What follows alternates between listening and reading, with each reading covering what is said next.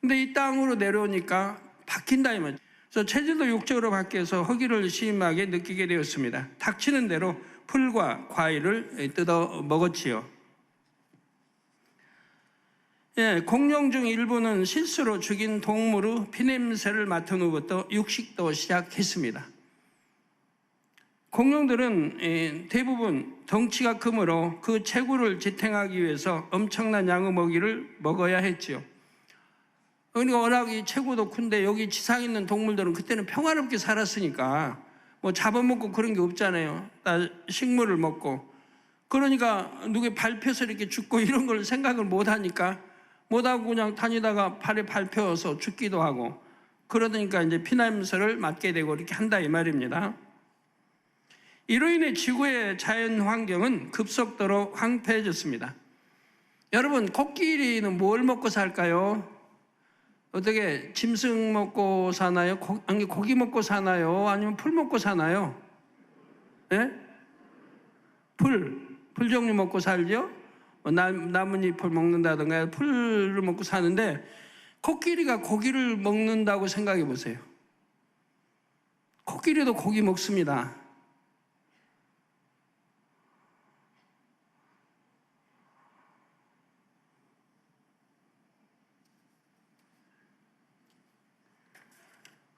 여기 인도에 식인 코끼리가 나타나서 공포에 주민들이 떨었습니다. 17명의 사람을 잡아먹었습니다. 고심 끝에 코끼리들을 몰아내고 17명을 잡아먹은 뒤 사살 이제 됐는데요. 다 안 읽고 간단히 읽어드릴게요. 고심 끝에 코끼리들을 몰아내기로 한 주민들은 사냥용 총으로 코끼리들을 마을에서 쫓아냈고, 이 과정에서 어미 코끼리 한 마리가 사살됐다. 그런데 놀랍게도 부검 결과 코끼리의 위에 아직 소화되지 않은 인간 17명의 DNA가 검출되는 등 사람을 잡아먹은 흔적이 발견돼 주민들을 공포에 떨게 했다. 동물학자 데이브 살모니는 이상기후와 폭발적인 인구 증가로 서식지가 파괴되면서 상대적으로 쉬운 먹잇감인 인간을 공격할 수 있다고 이제 추측하고, 또 코끼리가 사람들 손에 새끼를 잃은 뒤 인간을 공격하는 식인 코끼리로 돌변했다고 주장하는 사람도 있습니다. 왜 이렇게 참 식인 코끼리로 돌변했는가에 대해서 그 이유는 아직 알지를 못하고 있습니다. 저 초식 동물들인데도 이렇게 이상기후나 어떤 폭발적인, 이렇게 코끼리도 그냥 난폭해져 가지고 사람을 죽이는 게 아니고 잡아먹는다 이 말이에요. 무려 17명이나 잡아먹었다. 사살된 장면이 이렇게 나와 있는데요.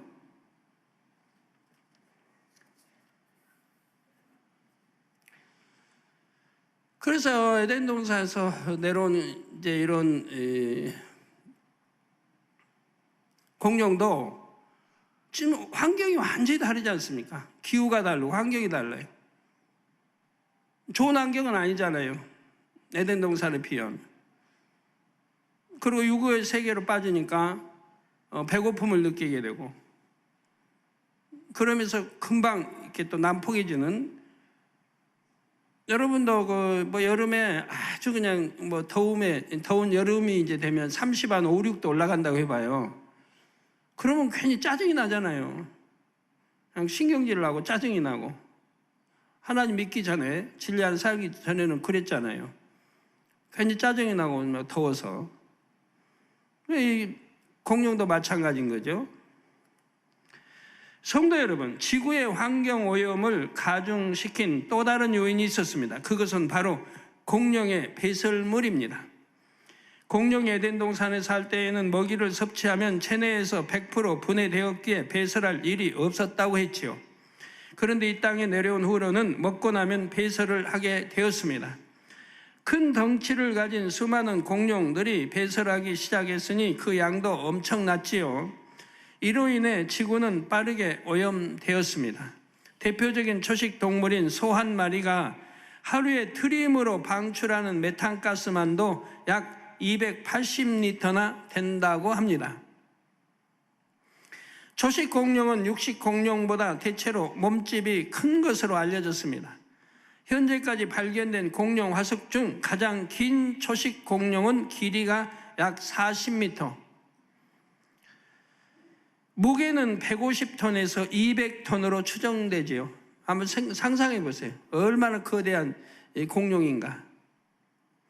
이처럼 거대한 공룡이 방출하는 메탄가스의 양은 얼마나 엄청났겠습니까? 이들이 또 배를 채우려고 하면 얼마나 많이 먹어야 되겠습니까? 코끼리, 우리 지상의 코끼리도 자기 배를 채우기 위해서 하루 종일 먹어야 되는 거예요. 하루 종일 걸어 다니면서 풀을 찾아 먹는 거예요. 나뭇잎을 따먹고 하루 종일. 그래도 배를 다 채우질 못해요. 기린도 마찬가지고. 아프리카에 가보면 기린 보면 쉬는 틈이 없어요. 그냥 고개, 그 긴 고개 나무에서 계속 먹고 있는 거예요. 뜯어먹고 있는 거예요. 쉴 틈이 없어요. 그래야 배를 채울 수 있으니까. 이 땅에 소도 그러잖아요, 소도.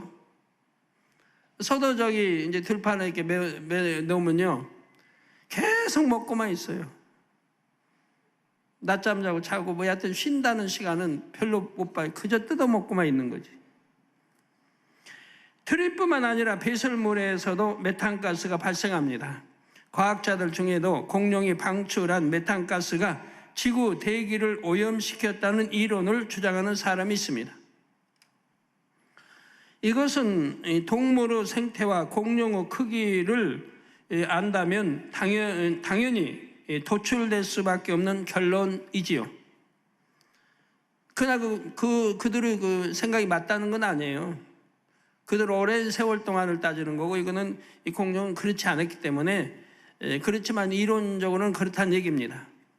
공룡이 배출한 다량의 메탄가스는 지구의 대기 온도를 높이고 오존층을 파괴하는 위험 요인이 되기에 충분했습니다. 사랑하는 성도 여러분, 하나님께서는 공룡들이 이처럼 지구의 환경 오염을 가중시키고 자연 질서를 깨는 것을 간과하지 않으셨습니다. 그대로 더 두었다가는 지구가 엉망이 될 수 있기 때문이지요. 전 세계에 이제 제한을 내려온 공룡의 그 수가 어마어마 많았단 말이에요. 이에 하나님께서는 공룡들을 일시에 멸하셨습니다. 하나님께서는 어떻게 수많은 공룡들을 한꺼번에 멸하셨을까요? 바로 둘째 하늘로부터 불을 내려서 모든 공룡을 멸하셨습니다. 창세기 19장 24절 25절에도 하나님께서 하늘에서 불을 내려 심판하신 장면이 나옵니다. 바로 소돔과 고모라를 멸하실 때이지요. 여호와께서 하늘 곧 여호와에게로서 유황과 불을 비같이 소돔과 고모라에 내리사 그 성들과 온 들과 성에 거하는 모든 백성과 땅에 난 것을 다 엎어 멸하셨더라고 했습니다. 이때도 하나님께서 둘째 하늘의 불로 심판하셨지요. 성령의 불은 영안이 열려야 보이지만 둘째 하늘의 불은 영안이 열리지 않아도 보입니다. 성령의 불이 아니니까요. 열왕기상 18장 38절에 엘리야가 기도하자 이에 여호와의 불이 내려서 번제물과 나무와 돌과 흙을 태우고 또 도량의 물을 핥은지라 했습니다. 이때 하늘에서 내려온 불도 둘째 하늘의 불이었지요. 하나님이 예비해 놓으신 그 둘째 하늘의 그 불로 이렇게 태우고 소멸시키고 했단 말입니다. 하나님께서 공룡을 멸하실 때도 둘째 하늘의 불을 내리셨습니다. 둘째 하늘의 불을 내리신 데에는 그만한 이유가 있지요. 첫째 하늘의 불로도 공룡을 죽일 수 있습니다. 그런데 모든 공룡을 일시에 소멸할 정도의 불이 일어나려면 세계 곳곳에서 화산 폭발이나 화재가 발생해야 합니다. 그렇게 된다면 공룡뿐만 아니라 다른 동식물도 함께 멸종될 수 있지요. 또한 공룡은 일시에 멸종되지 않을 여지도 있습니다. 공룡은 지구의 흙이 아닌 둘째 하늘 에덴 동산의 흙으로 지어졌다는 사실을 기억하시는지요? 공룡은 둘째 하늘의 흙으로 지어졌을 뿐만 아니라 조성 방식도 둘째 하늘의 법칙을 따랐습니다. 비유를 들면 흑연과 다이아몬드를 조성하는 원소는 둘 다 탄소로 동일합니다. 그러나 조성 방법에 따라서 석탄이 될 수도 있고 다이아몬드가 될 수도 있지요. 이처럼 첫째 하늘과 둘째 하늘에 있는 물질들은 설령 그것을 조성하는 원소가 같다 해도 조성 방식이 다릅니다. 공룡의 조성 방식은 지구 동식물의 조성 방식과 완전 달랐지요. 따라서 공룡이 지구로 내쫓긴 후 체질이 육적으로 변했어도 근본 조성 방식까지 바뀌지 않았습니다. 그러므로 공룡들이 지구에서 어떤 계기로 죽는다 해도 사체, 그 중에서도 단단한 뼈는 지구의 동물들처럼 쉽게 부패되지 않습니다. 지구의 흙으로 지어진 모든 생물은 죽으면 다시 흙으로 돌아갑니다. 그러나 둘째 하늘의 흙으로 지어진 공룡이 지구에서 설령 수명이 다해 죽는다 해도 완전히 분해되지 않았을 것입니다. 우리 이 지구상의 생물은 죽으면 다 흙으로 돌아간단 말이에요. 우리 사람은 어때요? 사람은 뼈로 남던데요? 그런가요? 결국 흙으로 돌아가요. 세월이 많이 흐르면 결국은 다 부서져서 가루되고 흙으로 돌아가는 거예요. 세월이 많이 흐르면. 자, 이는 둘째 하늘과 첫째 하늘의 공간 차이 때문입니다. 그런데 둘째 하늘의 불로는 공룡들을 완전히 소멸할 수가 있습니다. 이에 하나님께서는 둘째 하늘의 불을 내려 공룡을 소멸하셨고 그 중에 일부는 화석으로 남겨두셨지요. 둘째 하늘의 불이 이 첫째 하늘의 불보다 얼마나 강력하다는 거 아실 수 있어야 되겠고요. 소돔 고모라도 둘째 하늘의 그 불로 그냥 그렇게 완전히 뒤엎고 해버리신 거예요. 살라버리신 거예요. 흔적도 남지 않게. 그 엘리야 때 불을 내려 불이 이제 핥은 것도 봐요. 물로 그렇게 돌아가요. 물로 그렇게 하고 해도 그 불이 그걸 사르잖아요. 이 땅에 불 같으면 그냥 꺼져버릴 텐데, 잘 붙질 않을 텐데. 장차 사람들이 공룡이 존재했다는 사실과 어떻게 멸종됐는지를 알 수 있도록 힌트를 남겨두신 것입니다. 하나님은 뭔가 어디에나 흔적을 남겨두세요. 우리 이제 앞으로 피라미드 나오겠습니다만, 피라미드 때 보면 그런 흔적을 많이 남겨두셔서 이건 지상의 사람들이 지금부터 몇천 년 전에 그 사람들의 그 지혜로 그걸로 그렇게 하지 않았다는 걸 흔적 남겨두셨다 이 말이에요. 제2하늘에 아담이 와서 그렇게 지었다는 흔적을 곳곳에 남겨두셨다 이 말이에요. 따라서 공룡 화석들에는 공룡이 하늘에서 내린 불에 의해 순식간에 멸종됐다는 증거들이 담겨 있습니다. 첫째 증거는 공룡 화석의 수가 다른 동물 화석의 수보다 훨씬 많다는 점입니다. 일반적으로 화석이 되기 위해서는 생물의 유해가 퇴적물 속에 급히 묻혀야 하고 뼈, 이, 껍질 같은 딱딱한 부분이 있어야 합니다. 금방 썩어버리면 퇴적물 속에 흔적도 남지 않습니다. 만일 생물의 유해가 방부제 역할을 하는 물질에 파묻힌다면 그때는 화석으로 남을 수 있지요. 예를 들어 얼음, 건조한 공기, 수지, 천연 아스팔트가 방부제 역할을 합니다. 수지는 나무 등의 수액이 굳어진 것으로 이것이 화석화되면 보석의 일종인 호박이 되기도 하지요. 간혹 호박 속에 곤충의 사체가 그대로 보존되어 발견되기도 합니다. 화석이 되는 또 다른 경우는 생물이 순간적으로 고온, 고압의 상태에 놓일 때입니다. 예를 들어 뜨거운 화산재에 갑자기 덮이는 것과 같은 상황에서 화석이 될 수가 있습니다. 서기 79년에 순식간에 화산재에 덮인 폼페이의 유적들을 보면 그 당시 재앙이 얼마나 갑자기 임했는지를 알 수가 있지요. 베수비오 화산이 폭발한 지 몇 시간 만에 화산재가 온 도시를 2m 두께로 덮었고 3일 동안 약 10m 두께로 쌓였다고 합니다. 발굴된 시체들의 석고 주형을 보면 미처 대피하지 못하고 죽은 사람들의 표정까지 생생하게 나타나 있지요. 순식간에 화산재가 도시를 덮어버림으로 인해 그 당시 생활상이 고스란히 보존돼 있습니다. 이처럼 특수한 상황이 아닌 일반적인 환경에서 죽은 동물들은 화석이 되기 어렵습니다. 그래서 실제로 공룡 이외의 동물 화석은 매우 희귀하지요. 이에 비해 공룡 화석의 수는 전 세계적으로 발견되고 있고 많이 발견되고 있습니다. 그러니까 일시에 하나님이 그 하늘의 불로 일시에 이렇게 참 재앙을 내렸다는 것을, 불로 소멸했다는 것을 지금 증거하고 있다 이 말입니다. 이는 공룡이 갑작스런 불의 심판으로 멸종됐음을 증거합니다. 여러분 박물관에 어디 가면 옛날 언제 사자의 화석이나 코끼리 화석이나 그런 거 보셨나요?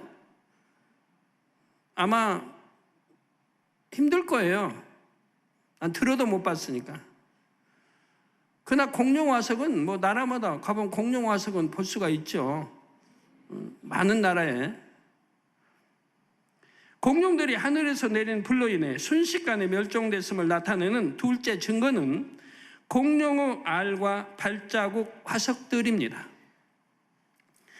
우리나라에는 세계적인 공룡알 화석, 공룡 발자국 화석 산지가 여러 군데 있지요.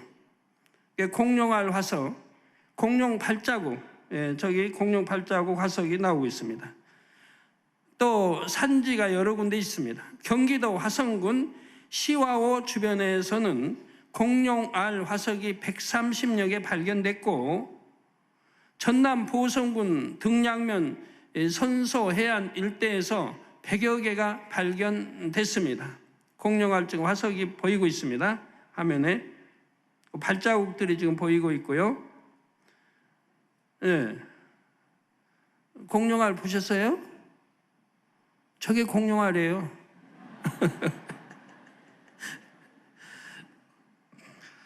또한 전남 해남 우왕리에서는 익룡으로서는 세계 최대 발 크기의 발자국 화석 443점과 세계적으로 정교한 공룡 발자국 230여 점이 발견되었습니다.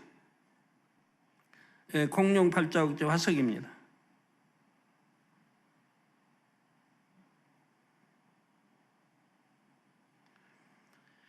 이와 함께 전남 여수시 화정면 5개 섬에서 총 3,546점의 공룡 발자국 화석이 발견되었지요. 갑작스런 불의 심판이 아니었다면 공룡 알들은 형태가 보존되기 어려웠을 것입니다. 어떻게 그 공룡 알의 형태가 보존이 되겠어요? 이렇게 갑자기 이런 불의 이런 소멸이 아니었다고 한다면, 그러면 달걀이든 어떤 새알이든 타조든 하여튼 그런 것들이 오래전 게 그게 화석으로 해서 발견되기 있을까요? 쉽지 않습니다. 알은 외부 자극에 깨지기 쉽지요. 그런데 수많은 공룡알들이 형태가 그대로 보존된 채 화석이 됐다는 것은 그 당시 임한 재앙이 매우 갑작스러운 것이었음을 알려줍니다. 공룡의 발자국이 화석으로 남은 것도 불의 심판의 증거입니다. 발자국이 또렷이 남으려면 그 땅은 굳은 상태가 아니라 진흙처럼 무른 상태여야 합니다. 탄다나면 발자국이 남을 수가 없잖아요. 그처럼 물은 상태의 흙에 찍힌 자국은 다시 사라지기도 쉽지요. 그런데 뜨거운 불이 내려 순식간에 흙을 구워버리면 찍힌 자국이 그대로 보존될 수 있습니다. 이해가 되십니까? 단단한 데는 발자국이 남을 수가 없어요. 물은 이런 발자국이 남았는데 또 세월이 좀 지나봐요. 그럼 다 흩어져 버리죠. 그 발자국 없어져 버리죠. 비가 오지요, 바람 불지요, 또 추나추동 여하튼 지나지요. 그럼 다 흩어져 버리죠. 그 발자국이 남을 리가 있어요? 세월이 또 수십 년, 수백 년 지난다고 하면.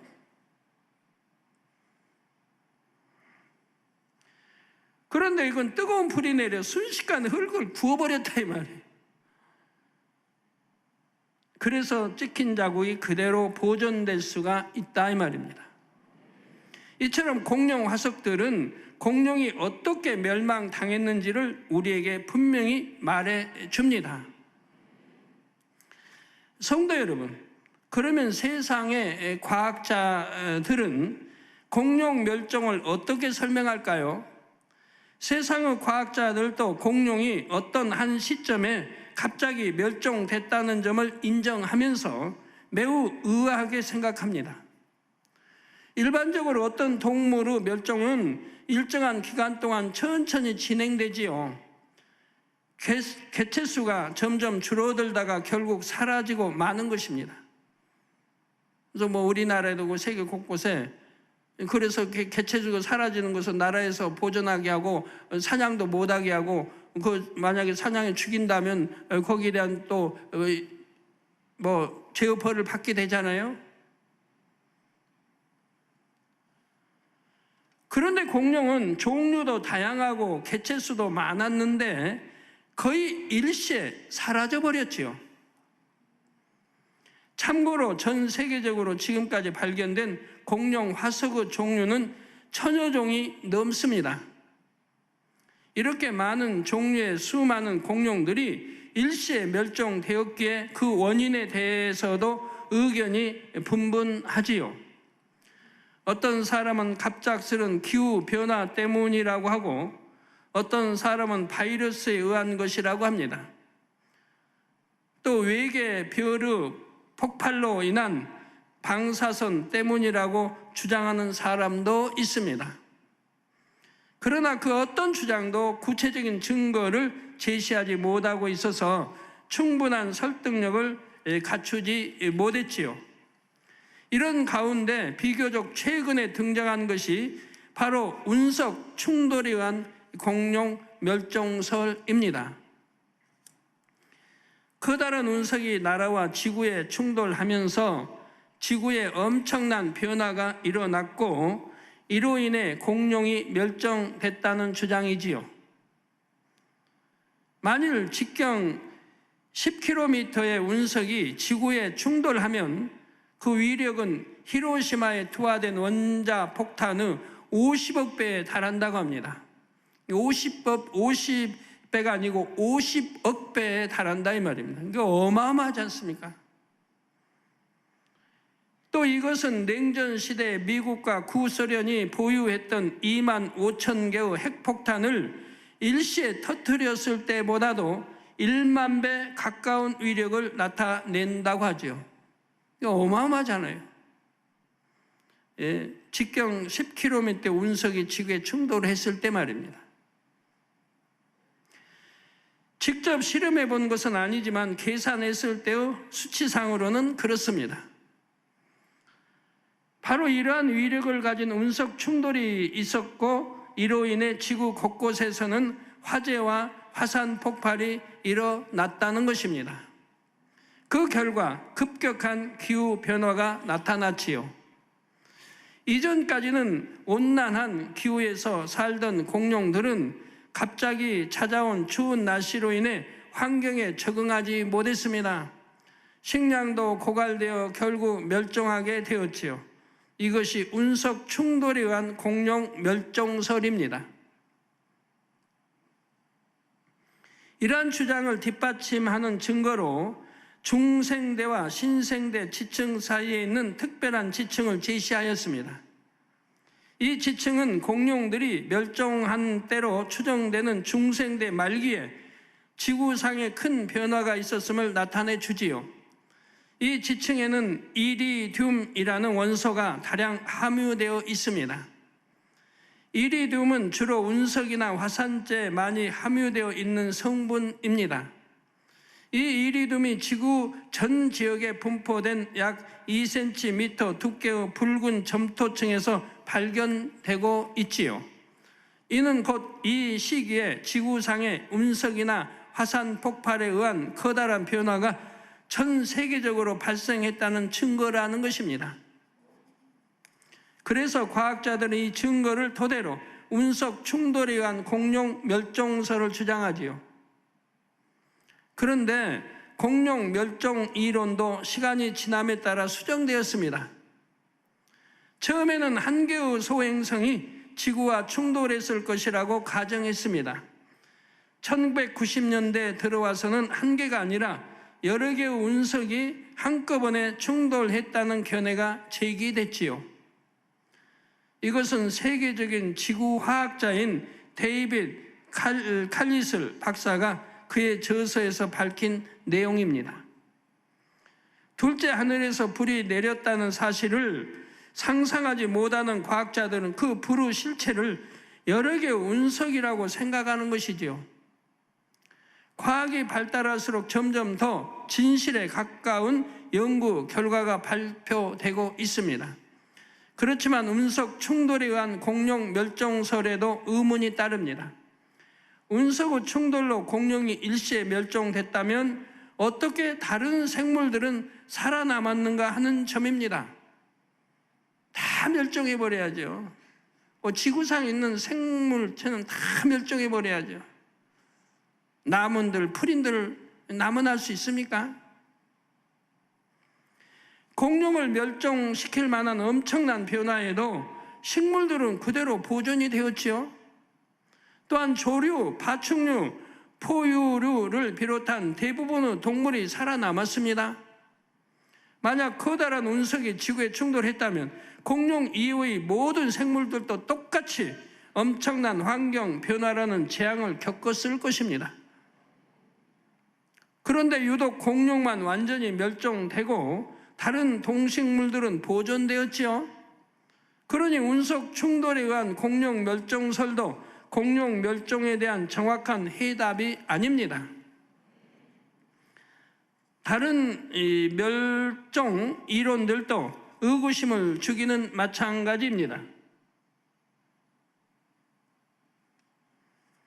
바이러스 혹은 외계 별 폭발로 인한 방사선으로 공룡이 멸종될 상황이라면 다른 동식물도 살아남지 못했을 것입니다. 그런데 하나님께서 불을 내리셔서 공룡들만 선택적으로 소멸하셨다는 사실을 믿으면 모든 상황이 이해가 됩니다. 하나님께서 둘째 하늘의 불을 내리신 목적은 오로지 공룡을 멸하시는 것이었습니다.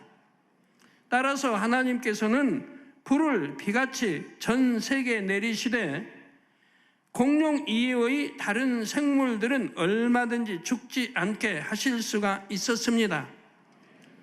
지구 전역의 공룡들을 한꺼번에 멸하면서도 다른 생물들은 얼마든지 보존할 수 있었지요. 이러한 예가 성경에도 몇 번 나오지요.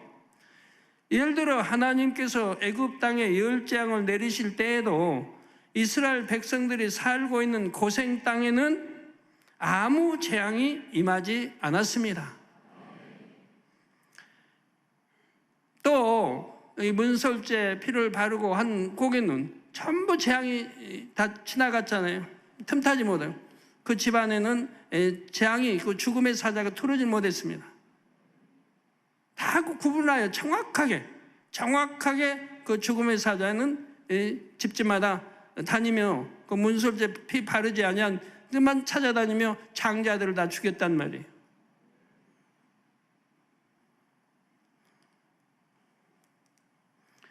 또 사사기 6장에 기드온이 하나님의 뜻을 확인하기 위해 기도하자 하나님께서 두 가지 표적을 베풀어 주십니다. 먼저 기드온이 양털 한 뭉치를 취하여 그것을 타작마당에 두고 하룻밤을 지냈습니다. 아침에 일어나 보니 양털에는 이슬이 흠뻑 스며 있었으나 그 주변의 땅은 말라 있었지요. 다음 날은 그 반대가 되었습니다. 이처럼 하나님께서 공룡을 멸하시기 위해 둘째 하늘의 불을 내리실 때도 공룡만 선택적으로 멸하시고 다른 동식물은 구별해서 보존하셨습니다. 다만 둘째 하늘의 불이 내렸던 지층은 성분이 독특하게 변질되었습니다. 바로 과학자들이 발견한 이리듐이라는 성분을 다량 포함한 지층이 그렇게 형성되었지요. 그런데 과학자들은 공룡이 멸종된 시점의 지층에서 이리듐 성분이 다량 검출되니까 그것을 공룡의 멸종과 연결지어 운석 충동설을 생각해 낸 것입니다. 그러나 중생대와 신생대 사이의 지층에서 다량 발견되는 이리듐은 운석 충돌의 증거가 아니라 둘째 하늘의 불이 내린 증거임을 알아야 하겠습니다. 이처럼 운석 충돌설로는 설명되지 않는 부분도 하나님의 말씀으로는 시원하게 설명이 됩니다. 또한 하나님께서 설명해 주신 것이 얼마나 논리적이고 타당한지요. 과학에서 미처 설명할 수 없고 생각조차 할 수 없는 사실들도 하나님께서 설명해 주시면 이렇게 딱딱 짝이 맞으며 설명이 됩니다. 딱딱 짝이 맞아야 되는 거예요. 자, 한번 보세요. 하나님이 공룡 지하 내려서 지구 곳곳에 흩어져 놨다. 동남아시아만 아니에요. 아프리카만 아니에요. 중남미만 아니에요. 전 세계 흩어져 놨다 이 말이에요.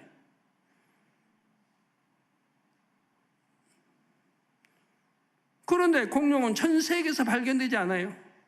그거 하나만 봐도. 다른 어떤 동물도 또한 이렇게 초식 동물이 아닌 이런 동물들은 전 세계 곳곳에서 발견되지 않아요. 예를 들어 코끼리, 우리 한국에 없잖아요. 사자, 우리 한국에 없잖아요. 뭐 그건 대륙이 이어졌는데도 그래요. 쪽에서 러시아 유럽 돌아돈다고 하면 이어졌다고 해도 가능이 아닌데도 없잖아요. 중남미에 있는 게 이쪽에 없고 다 이런 거 볼 수 있잖아요. 전 세계에 있는 것은 가축들, 사람이 참 기르는 가축들은 전 세계에서 발견되죠. 왜? 옮겨가니까. 사람이 옮겨가니까. 뱀도 전 세계에 발견되지 않습니다. 이 태평양 바다를 건너서 가는데 섬 같은 데는 없다 이 말이에요. 사람이 옮겨 놨을 경우에만 있는 거지. 그러나 이 거대한 공룡은 전 세계에서 발견이 된다 이 말이에요. 다음 시간에는 공룡이 지구에서 살았던 기간을 말씀드리겠습니다. 결론을 말씀드립니다. 사랑하는 성도 여러분, 이 시간에는 하나님께서 공룡을 어떻게 심판하셨는지 말씀드렸습니다. 바로 둘째 하늘에서 불을 내려서 전 세계 공룡을 일시에 소멸하셨지요. 그러면서 장차 사람들이 공룡의 존재를 알 수 있도록 일부를 화석으로 남겨두셨습니다. 사람들이 지식을 동원하여 아무리 풀려 해도 시원하게 풀리지 않던 공룡 멸종 원인이 하나님의 말씀으로는 시원하게 풀립니다.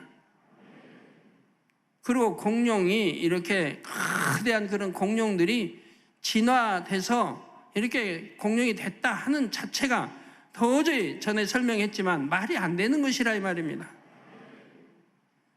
진화해서 이 거대한 공룡이 되기까지 뭘 먹고 자라냐 이 말이에요. 도대체 뭘 먹고 자라냐. 누가 밥을 주는 것도 아니고 그 많은 양을 채워야 할 공룡들이 그렇게 성장하기까지 도대체 뭘 어디서 잡아먹고 자랐냐 이 말입니다. 그 언제 발이 생기고 언제 날개가 생기고 이 말도 안 되는 그 머리 좋은 사람들이 왜 그럴까요? 왜 그런 쪽으로는 왜 생각을 못 하는지. 하나님의 능력과 신성을 믿는 사람들은 이 말씀이 사막의 오아시스와 같은 것입니다. 자, 그러나 마음에 하나님 두기를 싫어하는 사람들은 하나님의 진리보다 거짓 이론을 더 좋아하지요. 또한 하나님의 진리를 인정하면 자신들이 그동안 쌓은 연구 업적을 부인해야 한다는 두려움도 있을 것입니다. 이제 하나님을 사랑하는 열정으로 하나님의 전신갑주를 입으시기 바랍니다. 에베소 6장 13절에 하나님의 전신갑주를 취하라. 이는 악한 날에 너희가 능히 대적하고 모든 일을 행한 후에 서기 위함이라 했습니다. 모든 성도님들이 말씀과 기도로 무장하여 마지막의 섭리를 충만하게 이루어갈 수 있기를 주님의 이름으로 축원합니다. 들으신